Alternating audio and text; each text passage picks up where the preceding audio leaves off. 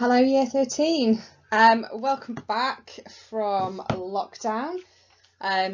Apologies in advance that this is a recorded lesson and I'm not there with you. Unfortunately, I'm stuck in quarantine. So I will be back in school from Friday the 18th of September, hopefully, assuming nothing else goes wrong. So for now, I'm going to be putting up a series of recorded lessons for you to access that talk you through the next bit of crime and deviance in your Year 13 Sociology course. So to work through this lesson, you need your crime and deviance booklet, Theories of Crime and Deviance. So if you don't have these to hand, you can find them in LE3 on the side near the window. And if you're still struggling, just grab Mrs. Hughes if you can, and she knows where to get your booklets from. So get your booklet out and we'll start looking at the different theories that explain crime and deviance. So as you can see on the first page of your booklet, you've got your objectives for this section of the course. Theories of crime fit into section 1. So crime, deviance, social order and social control, and how that's explained by different theoretical perspectives.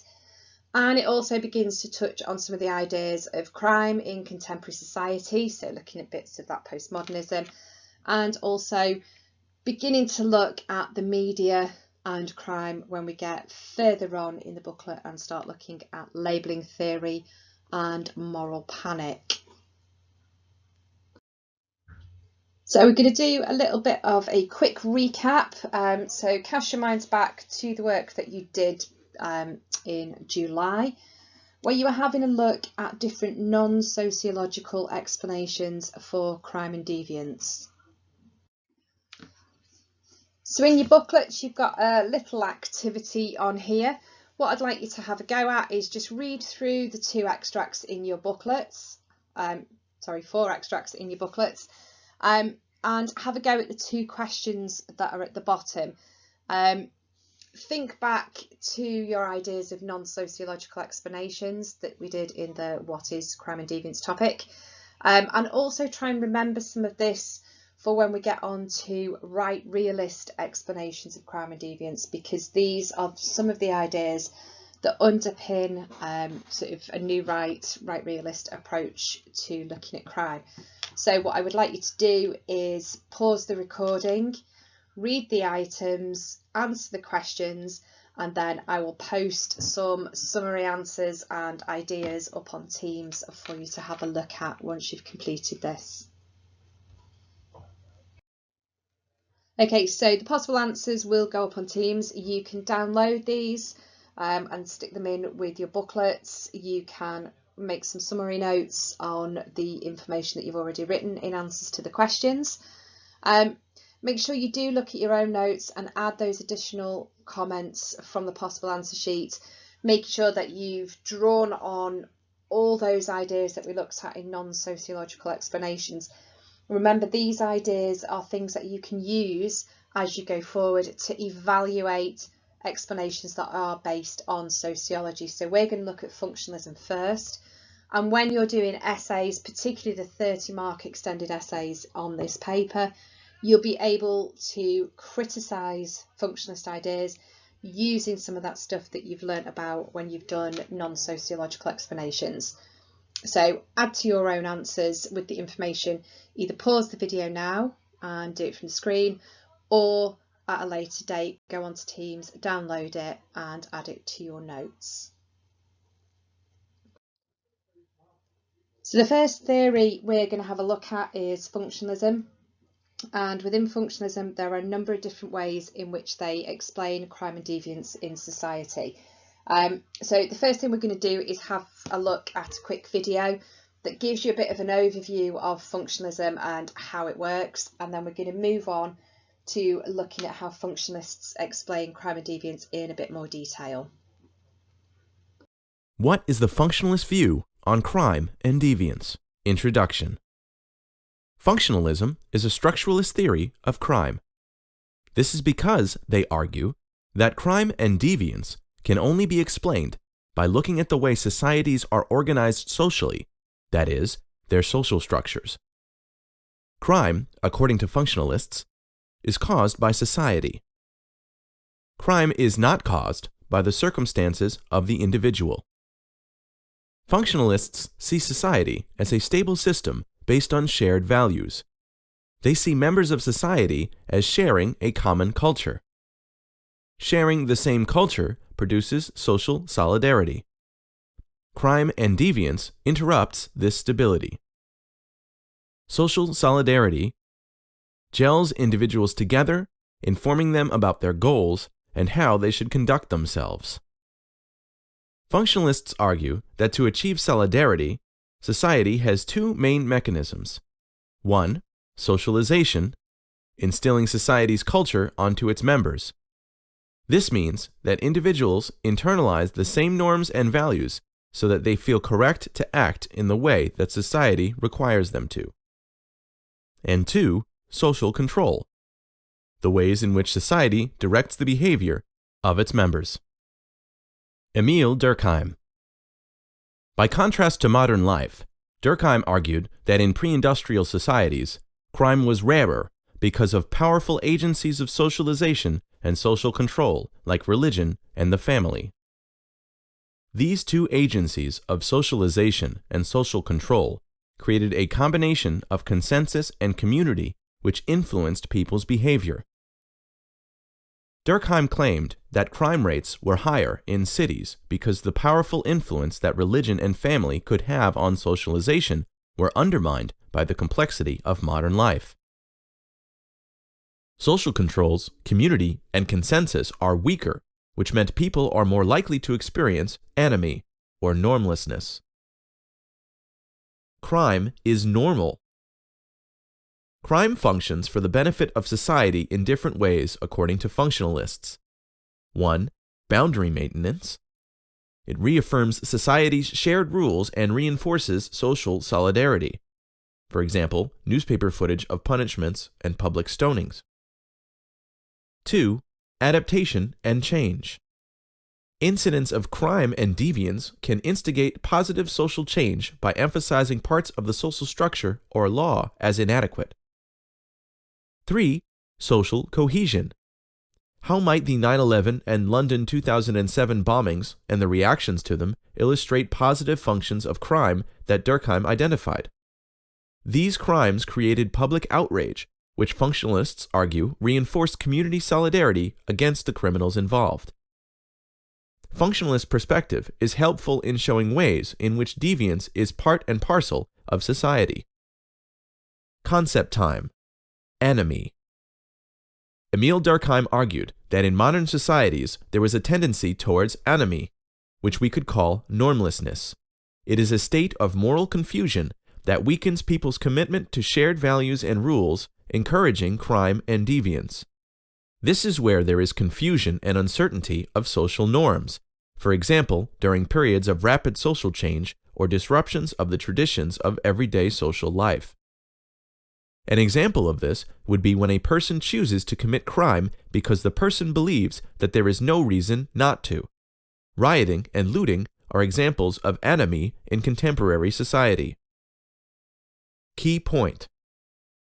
Durkheim's theory tries to explain why most people conform rather than commit crime. His theory focuses more on social control and conformity rather than why certain groups commit more crime compared to other groups. Evaluation. Durkheim does not explain why certain social groups commit crime. He forgets that some crimes are always dysfunctional. Marxists argue that Durkheim underestimates the level of conflict and inequality in modern societies. Functionalists do not help to answer the question, how much is the right amount of crime? Society does not create crimes in order to create, for example, solidarity. Fails to explain who it is functional for. Is it functional for a victim of murder?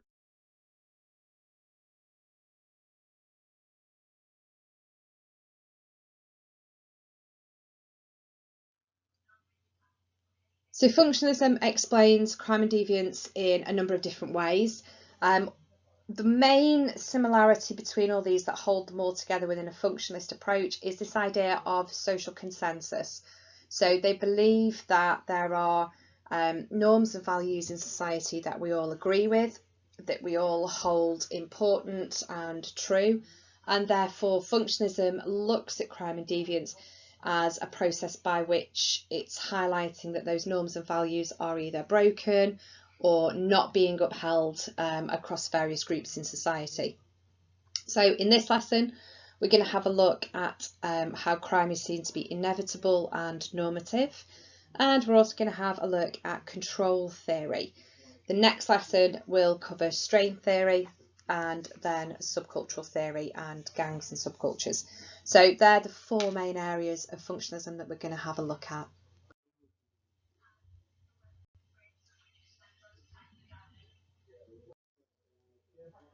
So in your booklets, you've got a very short extract at the top of the page. If you can have a look at the extract and read through the information just to get that overall idea of functionalist perspectives of crime and deviance and what they mean by inevitable and normative behaviours. Following this, I'm going to show you a video clip which I need you to make notes on. It should autoplay, but if it doesn't autoplay, there is a link to access the video on YouTube. So pause the recording, read and highlight the extract at the top of your booklets, and then press play again and watch the video.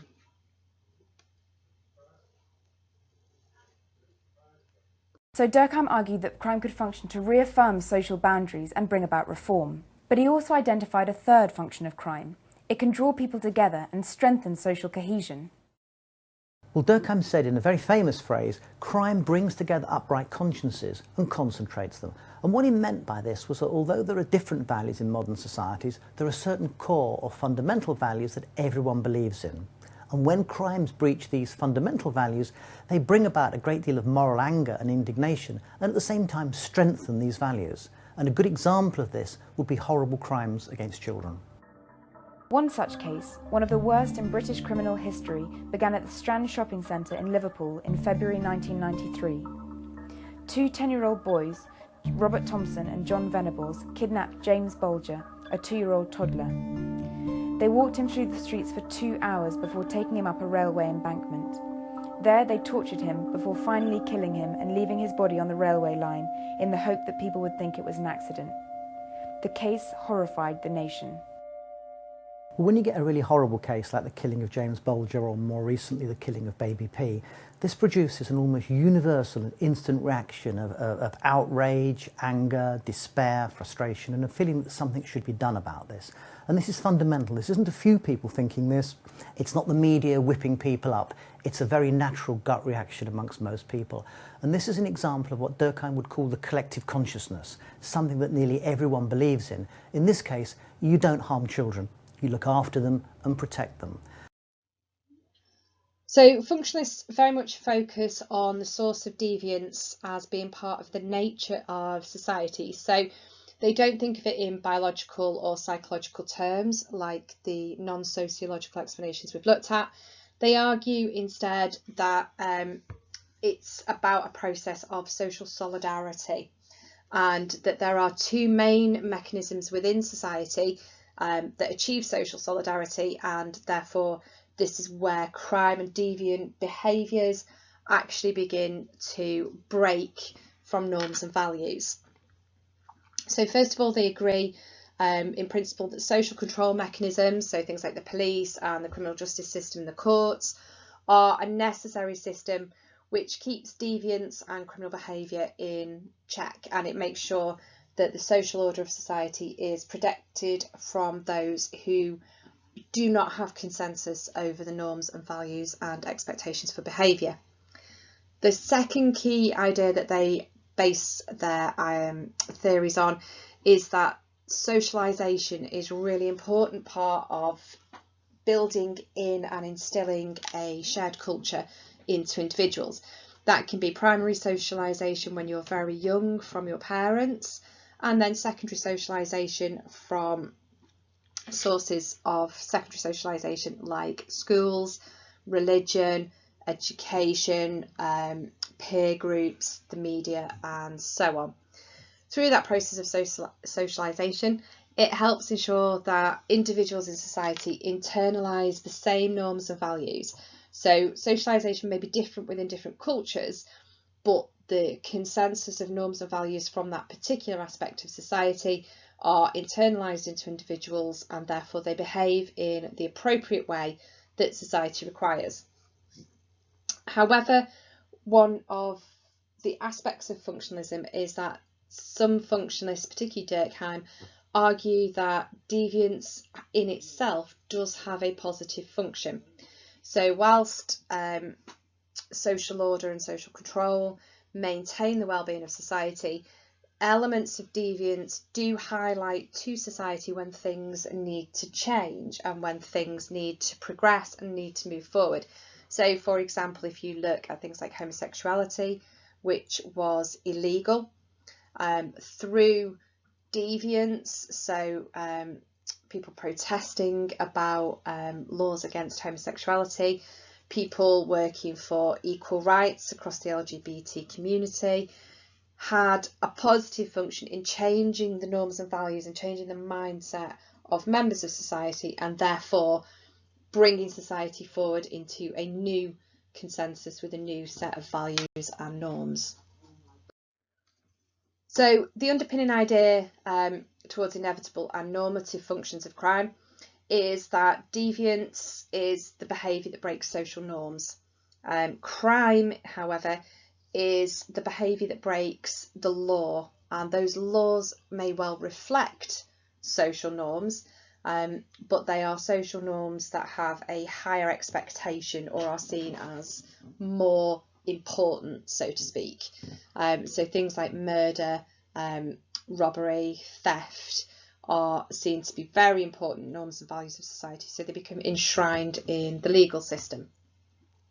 Both the view of deviance and crime is based on this idea that society is consensual, so that the majority of people share very similar views about what is right and what is wrong.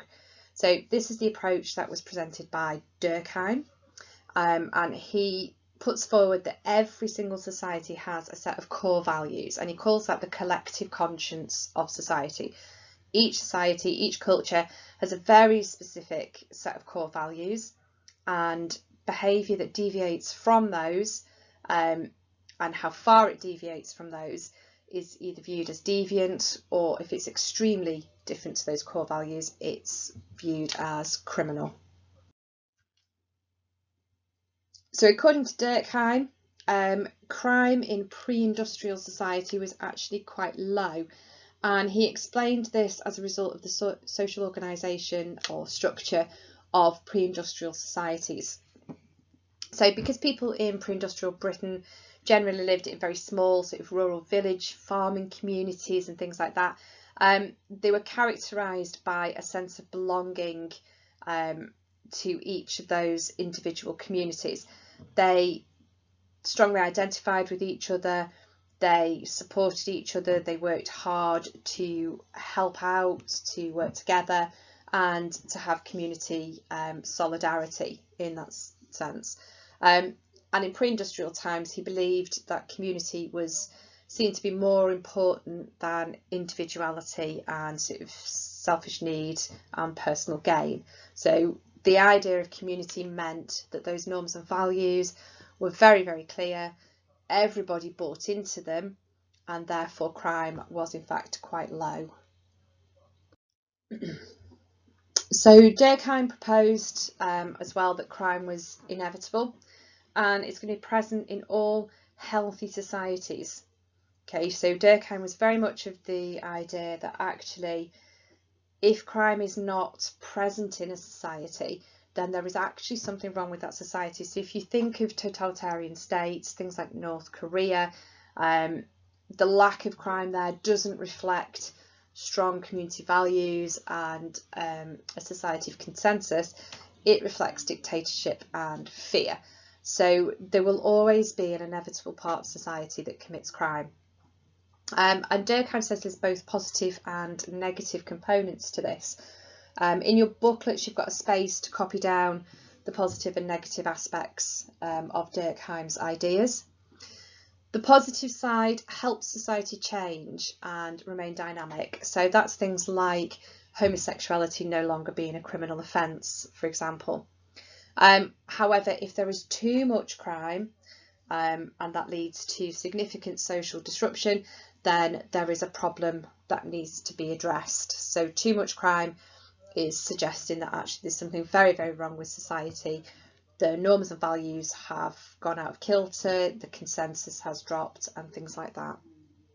So according to Durkheim, having a strong collective conscience backed up by a fair legal system, so the laws to deal with implementing expected norms and values,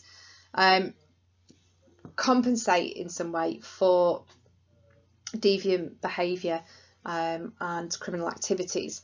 So that element forms the basis of social order. So the idea that you have to have a very good collective conscience, so you have to have consensus on the norms and values, and your legal system has to be fair and realistic, so it doesn't act on its own. So for things like homosexuality, the legal system is able to be challenged and the laws are able to be updated to give that positive aspect of crime. So if you want to pause this video at this point, just copy down those definitions and then we can have a look a bit more detail about Durkheim's ideas. So Durkheim talked about the limited amount of crime that was necessary for society, not only in terms of providing the basis for the collective conscience, which gives you the frameworks and boundaries to distinguish between good and bad behaviour, acceptable and unacceptable behaviour, but also in terms of being able to kind of judge what is right and wrong. Because if society didn't have antisocial behaviours or deviance or crime, there would be no base to judge your appropriate behaviour. You can't have good without bad, so to speak. He did identify that any society where boundaries are unclear, the collective conscience begins to break down, and that's generally where you see an increase in crime. But he also said that collective conscience needs to change over time, so that's where things like the positive contribution of deviant behaviour come in order to make sure society is fluid and reflects changes over history. So some of the positive aspects of crime.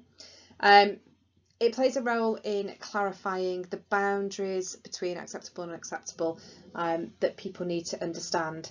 So there are three elements to the positive aspects of crime: reaffirming boundaries, changing values, and social cohesion.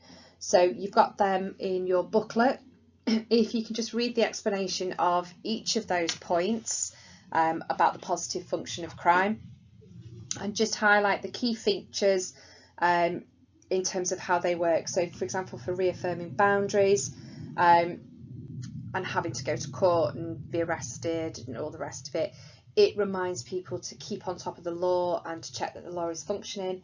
Changing values, make sure you can define the idea of what he calls a functional rebel, and also make a note on the ideas of social cohesion. So from those, you should have picked up that the public are reaffirmed to the existing values of society every time somebody breaks the law, and the courts can evaluate it. In terms of changing values, functional rebels is the key term to pick out of that. So they are often seen to be people who are ahead of their time and will sort of challenge the collective conscience and laws for the better. So people like Martin Luther King, for example.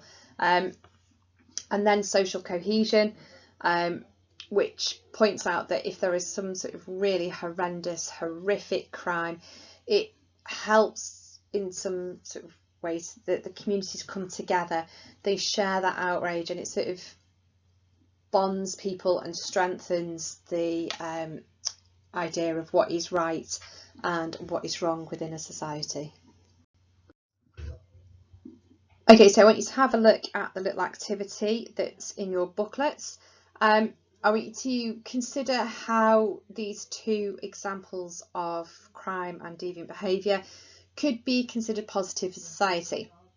So make a few notes in the space that you've got, and if you can, have a chat with somebody else in the lesson or post your ideas on Teams, and you can sort of have a chat to each other about these two particular examples.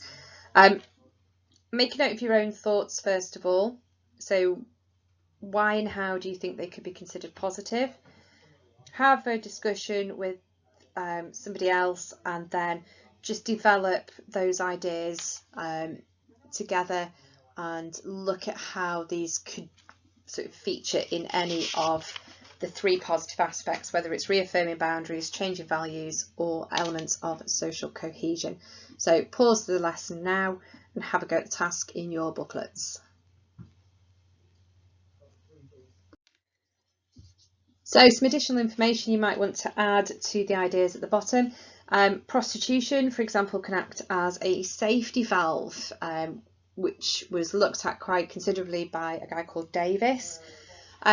It can act as a safety valve for individuals, family groups, and a society as a whole, mainly because it provides sexual satisfaction without threatening the family as an institution. So link this back to concepts and ideas about how the family should function. So it provides satisfaction for mostly male sexual needs that are not necessarily being fulfilled within the family, and therefore the family is less likely to break up, family relationships are less likely to deteriorate. Riots are another example, and they may well perform what we call a warning function for society. For example, most recently you've got protests with Black Lives Matters, and sort of the riots that followed that from far right extremist groups should act as an indicator and a warning that there are issues in society with far right extremism that perhaps society needs to address and sort of rebuild norms and values and consensus of equality. So on the next page in your booklets, you've got a little more detail about these three particular people. Davis we've already mentioned, and his research into prostitution. You've got Polsky, who also looked at the sex industry and looked at pornography as safe sort of channels for varied sexual desires. So again, keeping the family together, preventing adultery and so on. You've got Albert Cohen. The reason I put his first name in there is you're going to come across a couple of Cohens, so it's also always useful to know which one is which.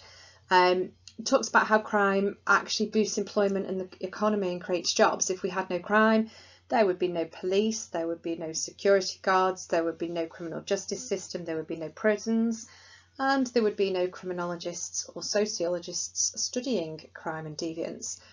And then finally you've got Erickson, who talks about how society is organised in a way that actually promotes deviance.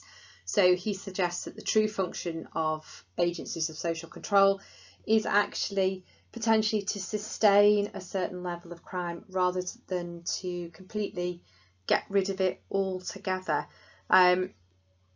So we look at this a little bit further when we look at labelling theory, and there are a number of sort of different views on sort of the role of the police and whether that encourages crime or whether it sort of prevents crime. So we'll go into that a little bit more further on in the course. So if you have a look at the section in your booklets with the negative aspects of crime, Durkheim referred to these as anomie and egoism. So not every member of society is ever going to be equally as committed to the collective values that particular society actually has. all individuals are exposed to different influences, different circumstances throughout their life, throughout their socialisation, and therefore it's impossible for everyone to be the same. So in that sense, it is less likely that there are equal people in terms of breaking the law. There will be always someone who is willing to break the law, whether they believe they're doing it as a functional rebel or whether they're doing it for some other reason. High levels of crime, Durkheim states, are dysfunctional and destabilise society. So where there are high levels of crime, whether that is a particular sort of local area where you're looking at community, or whether it is a lot of criminal behaviour around a particular act, it destabilises people's understanding of norms and values, what is right and wrong. People start to second guess what they should and shouldn't be doing. So whilst a limited amount of crime performs positive functions, according to Durkheim, too much crime will in fact have negative consequences in society. And he refers to that excessive crime as anomie and egoism. So anomie takes place when there are periods of sort of mass social change or social stress, and the collective conscience becomes a bit unclear. This is developed later on by Merton, and we're going to have a look at anomie in much more detail. But overall, it's that sort of challenge and not really knowing what should and shouldn't happen and what is right and wrong. Egoism will occur when a collective conscience becomes too weak to restrain the selfish desires of individuals. It's very similar to the word egotistic. If you've ever heard that used in sort of common sense language, it's about selfishness, it's about individuality, kind of the me, rather than community, society, and the interests of the well-being of everybody. So what I'd like you to do now is have a look at the task that is in your booklet. Read through the extract that you've been given and do brief answers to the questions from 1 to 4. Having a think about what you would include, what it means and how it means, you know, punishment, what's it for, thinking of your own examples of how things have changed over time. Try not to use the homosexuality one that I've used. Try and come up with something different so you can share that with each other. When you've finished, I'm going to upload the suggested answers to Teams, and again you can print that off and add it to your notes, or you can add to your own answers using that information. So pause the recording, read through the extract and have a go at questions 1 to 4.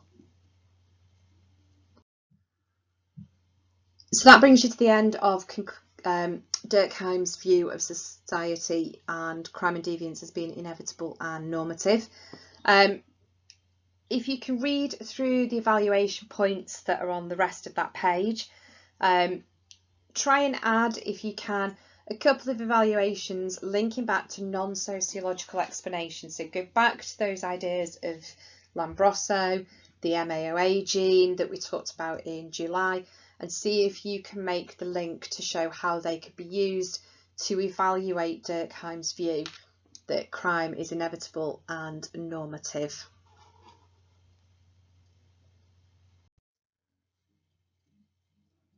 So some of the key points you should have picked out of the evaluation.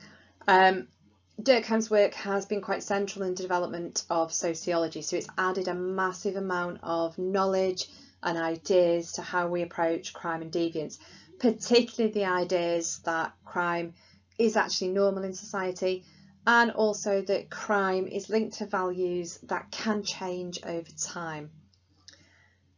One of the benefits of functionalism is it does explain the possible reasons for unhealthy levels of crime, but functionalism does not explain crime in terms of referencing to sick individuals or something being wrong with them, like Lombroso's ideas or the MAOA gene.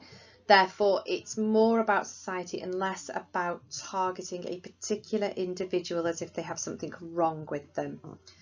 On the downside, functionalism doesn't really explain an individual's motivation. So whilst it describes why some people commit crime and it describes what's going on in society, it doesn't really say why you don't agree with the norms and the values and why you may be motivated to commit crime. So one of the issues, it's based on this assumed harmony and that a law reflects interests and views of the majority. So Marxists jump in here because it ignores issues of power, who makes the law, who decides what is criminal, who decides what needs to be policed. And also describing the function of crime is not really the same as finding an explanation. It doesn't explain why those crimes and those deviant behaviours actually are present in society in the first place, and it doesn't really address this idea that something can be a crime in one place and not in another. So if you're looking at something like smoking cannabis, there are various states in America where that is legal. There are various states where it is illegal but legal for medical use. There are some countries where it's legal, there are some countries where it's a Class C drug, somewhere it's a Class A drug. So the behaviour itself is exactly the same in all of those places. However, the consensus and the norms are quite different. So is it criminal behaviour? Is it not criminal behaviour? And how or why do those individuals choose to smoke cannabis, whether it's legal or illegal? So it doesn't really address the actual existence of the behaviour and why people choose to do it. So in the second part of this lesson, we're going to focus on control theory, which is again still part of functionalism, but it looks at how crime can be explained through social bonds. So control theory was proposed by Hershey, and he does have a similar view to Durkheim, but he tries to focus more on why people do not commit crime rather than focusing on why they do commit crime. So he bases his theory on a very sort of clear idea that all human beings suffer from weaknesses, and those inherent weaknesses will mean that they are potentially unable to resist temptation, and they may well turn to crime or deviant behaviour. Within that, he talks about how there are social bonds to other people, and those social bonds are the things that help individuals in society exercise self-control to help resist temptation. It links them back to conformity, to sort of social expectations and morality. So, tries to strengthen their sort of ability to not turn to crime, and it restrains people. Having that bond with others will restrain you from going out and committing that crime that perhaps without those social bonds you'd have been unable to resist. So Hershey talks about how when these social bonds with other people are weakened or when they're broken, an individual's ability to control themselves is also weakened, and in that case they are more likely to turn to crime and deviant behaviour. So in Hershey's ideas, he talks about 4 main social bonds which pull people away from criminal activity and persuade them to conform to norms and values in society. The first one is belief, and you've got this on the diagram in your booklets. So it's that sharing a moral belief, so the belief in respect for others and the law and so on. He talks about attachment. So this is to do with how strongly you're attached to people around you. So your strong bonds with family, with friends, or with your local community, so that you choose and are persuaded to taking interest in the needs of society beyond yourself. He talks about commitment, and this is the bond that keeps people committed to conventional expectations. So things like getting a job, going to school and working hard, how you choose to raise your family, and so on. And then finally, he talks about involvement. So this is basically people being involved in their community, being involved and kept busy to reduce their actual physical opportunities for crime. It's getting involved in sports, social clubs, maybe going to church, school activities, community groups, and so on. All those things that bond you to other members of your community, and also on a practical level reduce your time and opportunity to commit crime. So on the next page you need to copy the diagram that's coming up, so grab yourself a pen and we'll talk about what happens when those social bonds are broken. Okay, so if you just pause the lesson for a little bit, copy down the diagram to show what happens and how you get to conforming behaviour or criminal behaviour, and then I'll quickly go through those points.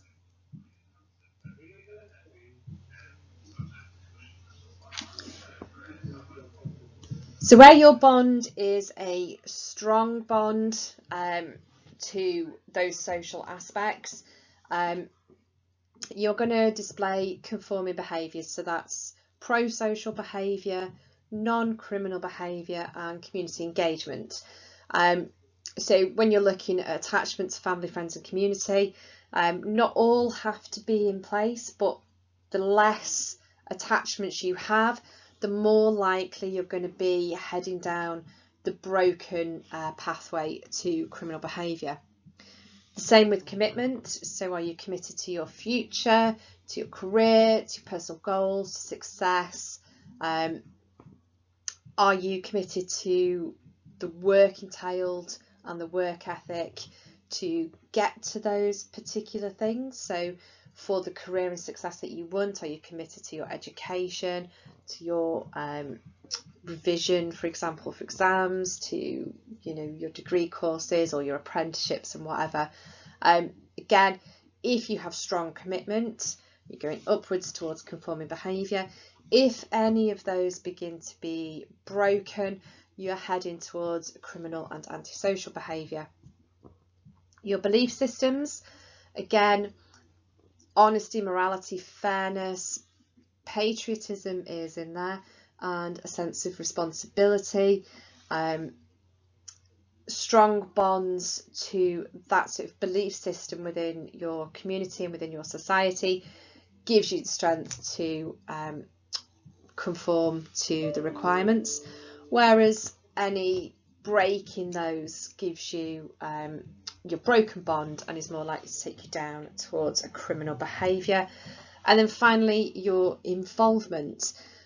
Strong bonds to your local community groups, religion, school, any sort of wider involvement in society that you have. The more you have, the more you're going to conform to the requirements and norms and values of society.